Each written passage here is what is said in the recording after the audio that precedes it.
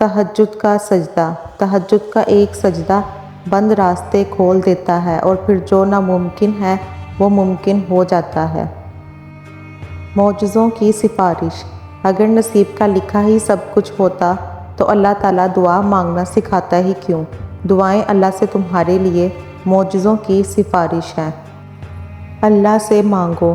آج اگر زندگی مشکل ہے تو کل کی آسانی کا وعدہ بھی اللہ نے کیا ہے۔ اللہ سے مانگو، خوب مانگو، اللہ تمہیں امید سے بھر کر دے گا۔ رب کی چاہت۔ جب تم رب کی چاہت میں سر جھکا دو گے تو پھر وہ تمہاری چاہت کے لیے کن فرما دے گا۔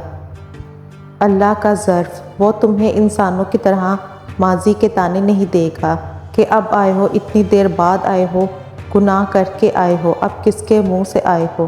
جاؤ، میرے پاس تمہارے لیے کچھ نہیں۔ وہ تو بس تمہارا آنا دیکھتا ہے، تم آ جاؤ، وہ تمہیں بھاگ کر اپنی رحمت کے حصار میں لے لے گا۔